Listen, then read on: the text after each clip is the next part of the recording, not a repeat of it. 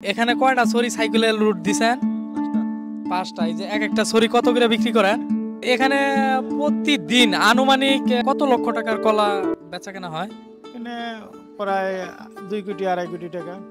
2 কোটি 2.5 কোটি টাকা কিন্তু আমাদের টাঙ্গাইল মধুপুরের জল ছত্তরে এই কলা বেচা কেনা হয়। আপনারা দেখলেই বুঝতে পারতেছেন যে এখানে কি পরিমাণে কলা।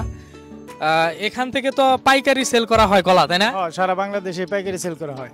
এই কলাগুলোই তো পুরো বাংলাদেশে ছড়াই ছিটিয়ে যায়। এই পুরাগুলাই সারা বিশ্বে বাংলাদেশে সব জায়গায় ছড়ে। আর এগুলো তো সবরি কলা, তাই না? চিনি চাম্পা কলা, সব চিনি চাম্পা কলা, সব চিনি চাম্পা কলা এগুলো। সেই যে এতগুলা কলা, এগুলা কি সব মধুপুরেই উৎপাদন করা হয়? হ্যাঁ, সব মধুপুরে। এই যে এইগুলা কি ছড়ি বাও বিক্রি করেন নাকি এই যে পুরা ইয়াটা যে মানে একটা রাউন্ড করে রাখা হয়েছে?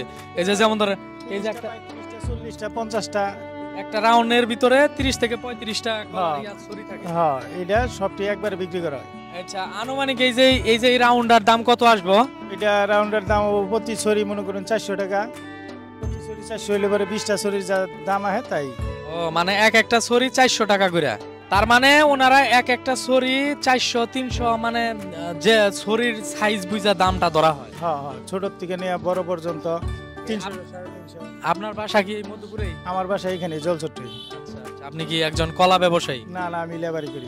আচ্ছা আচ্ছা, যাই হোক, এখানে আসার পর বুঝতে পারলাম যে আমাদের এই মধুপুর জল ছত্তর বাজারে প্রতিদিন 2 থেকে 2.5 কোটি টাকার কলা কিন্তু বেচা কেনা করা হয়। আমাদের মধুপুর আসলে কিন্তু আপনি বিভিন্ন ধরনের ফল দেখতে পারবেন। আচ্ছা বড় ভাই, ভালো আছেন? এই যে এখানে কয়টা ছড়ি সাইকেলের রুট দিছেন? 5টা। এই যে এক একটা ছড়ি কত করে বিক্রি করেন?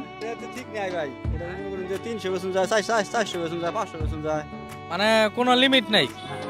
এগুলো কি সব চিনি চাম্পা কলা?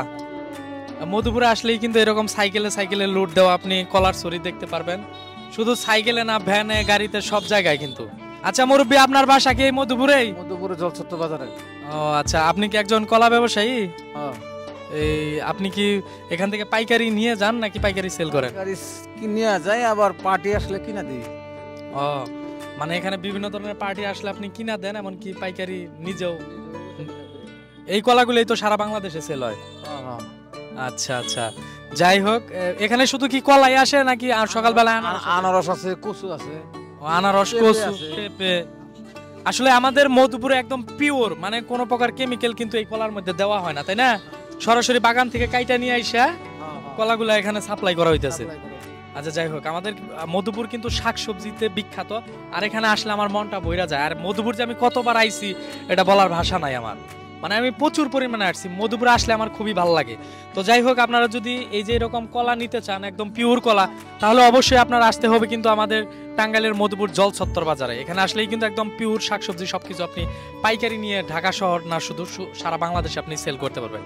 তো যাই হোক, আপনার জন্য দোয়া ভালোবাসা রইল। যেখানেই থাকেন ভালো থাকেন, সুস্থ থাকেন, আর সবাই আমার জন্য দোয়া করবেন। সবাই ভালো থাকবেন। আল্লাহ হাফেজ।